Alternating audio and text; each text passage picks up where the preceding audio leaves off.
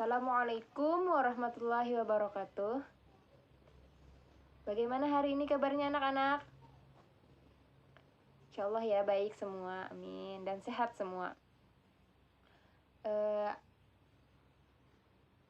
Hari ini Ibu akan mengajar. Ada yang ingat pertemuan keberapa? Ya, betul sekali, pertemuan keempat. Yang insya Allah Ibu akan membahas bab 4, yaitu saling menasihati dalam Islam. Sebelum kalian menyimak video ini, langkah baiknya kita mengucapkan basmalah terlebih dahulu dan berdoa di dalam hati masing-masing. Berdoa dimulai.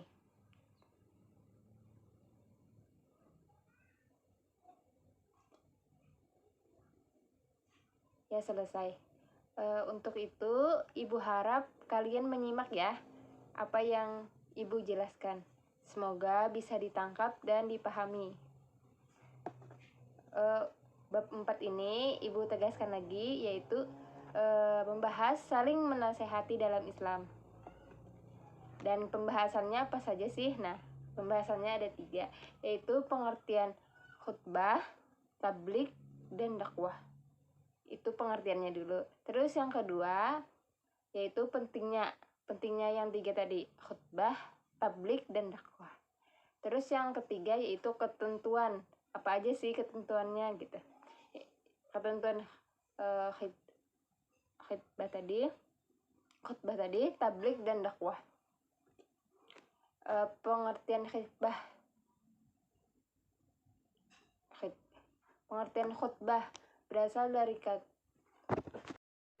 Nah, untuk yang masuki sub pertama yaitu pengertian khutbah, tablik, dan dakwah. Nah, yang pertama yaitu pengertian khutbah.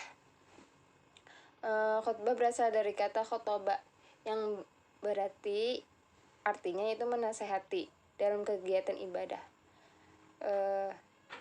Menurut istilah, khutbah berarti kegiatan ceramah kepada sejumlah orang Islam dengan syarat dan rukun tertentu yang berkaitan dengan keabsahan atau kesunasan ibadah. Seperti ya, khutbah Jumat, khutbah nikah, untuk kesunahan akad nikah. Lanjut ke tablik.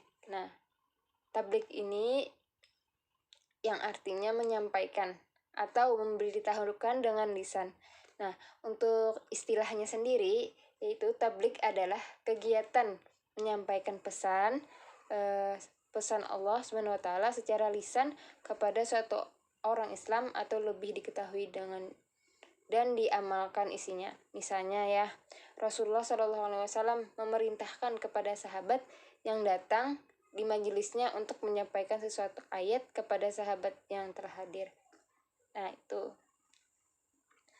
Lanjut ya, kita ke dakwah. Nah, ini yang pengertian terakhir tadi ya.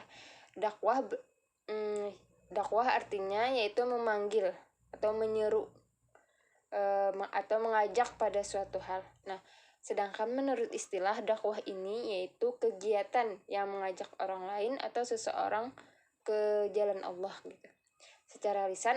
Baik secara lisan atau perbuatan. Di sini dikenalnya dengan dakwah bil lisan, itu bahasa Arabnya bil lisan, dan bil hal, itu dan kegiatan. Nah, kegiatan dakwah bukan hanya ceramah. Kan tadi itu bil lisan. Nah, lisan itu dengan ceramah, dengan bilhal. Bilhal ini dengan kegiatan seperti aksi sosial, misalkan santunan anak yatim, sumbangan atau fasilitas umum, dan lain sebagainya.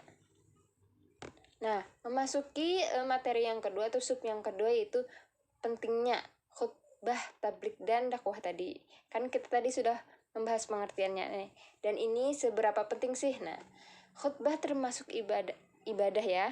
Oleh karena itu khutbah tidak bisa ditinggalkan karena akan membatalkan rangkaian aktivitas ibadah. Contohnya seperti apa? Nah, apabila sholat Jumat tidak ada khutbahnya, maka sholat Jumat tadi tidak sah hukumnya. Terus wukuf di Arafah kalau tidak ada khutbahnya juga tidak sah. Lanjut ya. Untuk yang ini lagi. Pentingnya tablik ya sekarang. Nah, untuk itu setelah Rasulullah SAW wafat, kebiasaan ini dilanjutkan oleh para sahabatnya dan generasi selanjutnya, itu tabiin kan, sahabat Nabi dan tabiin itu pengikut para nabi. Ketika semuanya telah tiada, siapakah yang meneruskan kebiasaan menyampaikan ajaran Islam tersebut? Tentu yang melanjutkannya adalah umat muslim yang mempunyai tanggung jawab untuk meneruskan kebiasaan bertablik tersebut. Lanjut yang ketiga, yaitu pentingnya dakwah. Pentingnya dakwah apa sih? Sebagian ulama ada yang menyebut berdakwah itu hukumnya fardu kifayah, dan ada juga yang menyebutkan fardu ain. Rasulullah SAW bersabda, selalu mengajarkan agar seorang muslim selalu menyeru pada jalan kebaikan dengan cara-cara baik pula. Setiap dakwah hendaknya bertujuan untuk mewujudkan kebahagiaan dan kesejahteraan hidup di dunia dan di akhirat. Memasuki sub yang ketiga, yaitu ketentuan khutbah, tablik, dan dakwah. Yang pertama yaitu ketentuan khutbah. Untuk syarat khutbah yaitu yang pertama Islam, yang kedua baligh, yang ketiga berakal sehat, yang keempat yaitu mengetahui ilmu agama. Nah, untuk syarat khutbah, yang pertama yaitu khutbah dilakukan sesudah masuk waktu zuhur. Adapun untuk ketentuan khutbah, yaitu syarat khutbah. Yang pertama yaitu khutbah dilaksanakan sesudah masuk zuhur. Yang kedua yaitu khutbah duduk di antara dua khutbah. Yang ketiga yaitu khutbah diucapkan dengan suara yang keras dan jelas. Dan yang keempat yaitu tertib. Lanjut, untuk rukun khutbah sendiri, yang pertama yaitu membaca hamdalah, kedua membaca syahadatain, yang ketiga yaitu membaca sholawat, yang keempat berwasiat takwa, yang kelima yaitu membaca ayat Al-Quran pada satu khutbah, yang keenam yaitu berdoa pada khutbah kedua. Dan adapun sunnah khutbah yaitu berdiri ketika khutbah, mengawali khutbah dengan memberi salam.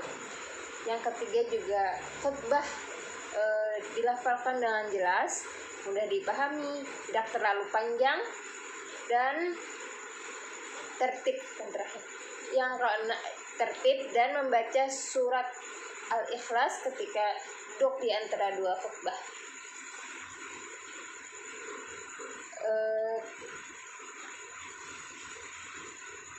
Lanjut, yaitu ketentuan tablik. Tablik artinya menyampaikan. Tahu orang yang menyampaikan disebut mubaligh. Ketentuan harus diperhatikan melakukan tablik tadi, yaitu syarat tablik yang pertama yaitu tentunya Islam, yang kedua baligh, yang ketiga berakal, yang keempat yaitu mendalami ajaran agama Islam. Adapun untuk etikanya yaitu bersikap lemah lembut, terus menggunakan bahasa yang mudah dimengerti, mengutamakan musyawarah, terus materi dakwahnya harus mempunyai dasar atau hukum yang jelas serta sumbernya. Yang kelima, menyampaikan dengan ikhlas dan sabar. Yang kelima, tidak di dalamnya menghasut orang lain untuk bermusuhan, merusak, berselisih, atau mencari kesalahan orang lain. Adapun ketentuan dakwah tadi artinya mengajak. Orang yang melaksanakan dakwah disebut dai. Adapun ketentuan yang diperhatikan dalam berdakwah, yang pertama itu syarat dai. Yang pertama Islam, yang kedua baligh, yang ketiga berakal, yang keempat mendalami ajaran agama Islam. Dan adapun etika berdakwah, yaitu dakwah dilaksanakan dengan hikmah, yaitu maksudnya ucapannya jelas, tegas, dan sikapnya juga berkarisma. Untuk dakwah dilakukan dengan mau'izatul hasanah atau nasihat yang baik, yaitu tanpa kekerasan dan memberikan pengajaran. Terus yang ketiga yaitu dakwah dilaksanakan dengan memberi contoh yang baik atau yang bisa disebut dengan uswatun hasanah. Terus yang keempat yaitu dakwah dilakukan dengan diskusi atau tukar pikiran yang berjalan secara dinamis serta santun, dan yang penting menghargai pendapat orang lain. Mungkin itu dari materi ibu yang bisa ibu sampaikan. Mungkin kurang lebihnya ibu mohon maafkan. Ibu akhiri dengan akhir kalam ibu dengan salam. Assalamualaikum warahmatullahi wabarakatuh.